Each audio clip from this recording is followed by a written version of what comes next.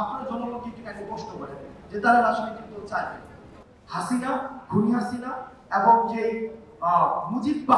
মুজিববাদ যে আমাদের সংবিধানে যেটা রিফ্লেকশন ঘটেছে, ঢাকায় পোস্টারের জায়গায় পোস্টার আছে, ছবিগুলো চেঞ্জ আছে, আর প্যাটার্নটা দেখেন সেম প্যাটার্নই আছে, তিনটা ছবি, দুইটা ছবি, নিচে ছবি, উপরে ফিক্স ছবি, দুই নম্বরের যে প্যাটার্নে সে হচ্ছে এখন এ, আর নিচে হচ্ছে যে হইতে চায়।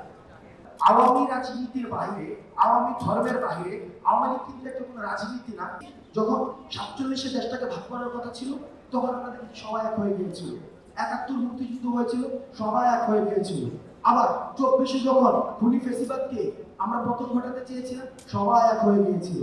এখন আপনাদের কাছে আমাদের প্রশ্ন, আপনারা জনগণের কাছে জানতে চান যে আমাদেরকে বিভিন্নভাবে প্রথম থেকে রাজনৈতিক দল করবো কিনা, সেটা নিয়ে নিউজও হয়েছে যে আমাদেরকে রাজনৈতিক দল করছে কত তারিখের মধ্যে নিউজ হয়েছে, পরে বসে এই আলোকটা হচ্ছে করা হচ্ছে না। আপনারা জনগণকে একটু প্রশ্ন করেন যে তারা রাজনৈতিক দল চায়, তারা চায় কিনা এই বিভাজনের যে রাজনীতি যেটি ছিল সেটি থেকে তারা মুক্তি পেতে চায় কিনা। কারণ আমরা দেখেছি ক্লকওয়াইজ এবং এন্টি ক্লকওয়াইজ করাপশন, অর্থাৎ গত 16 বছর একজন করাপশন করেছে একটা নামে।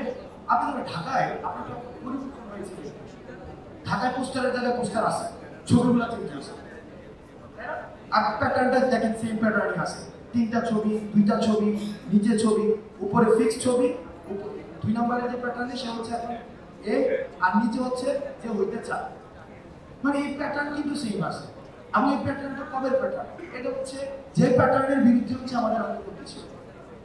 এখন আমরা রাজনৈতিক দল করছি কিনা সেই প্রশ্নটি আপাতত আপনাদের কাছে আমি অনুরোধ করবো, আপনাদেরকে না করে আপনারা জনগণের কাছে জানতে চান তারা এই ব্যানারের পরিবর্তন চায় কিনা, এই সিস্টেমের পরিবর্তন চায় কিনা, এবং এই সিস্টেমের পরিবর্তনের জন্য তারা কোনো নতুন রাজনৈতিক দল চায় কিনা, সেটি জনগণকে প্রশ্ন করুন, জনগণ নির্ধারণ করবে। বাকি কিন্তু বলে দিয়েছে আমরা জনগণের ভাষাকে রূপান্তর করি, জনগণের সিম্বলটা যে সিম্বলটা দেখায় সেটাকে আমরা ভাষায় রূপান্তর করি।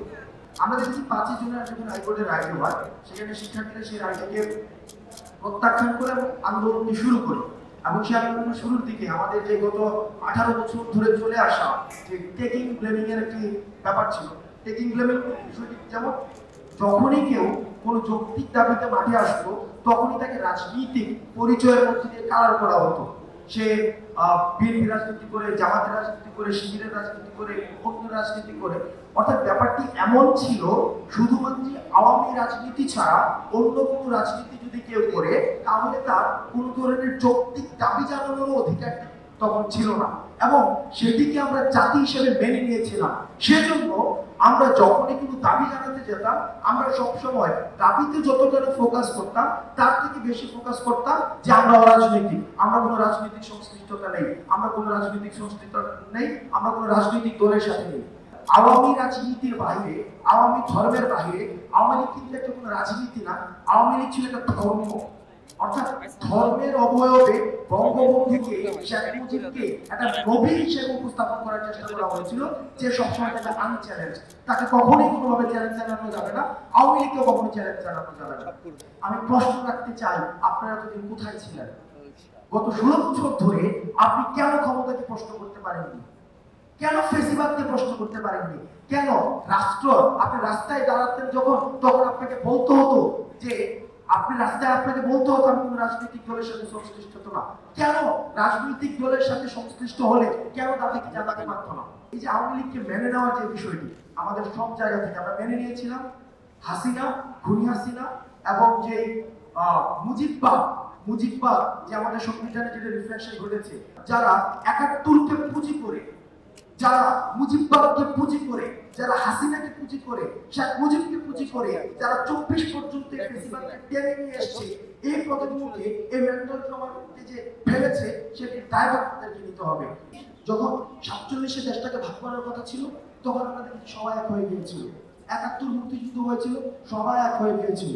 আবার 24-এ যখন খুনি ফেসিবাদকে আমরা পতন ঘটাতে চেয়েছিলাম, সবাই এক হয়ে গিয়েছিল।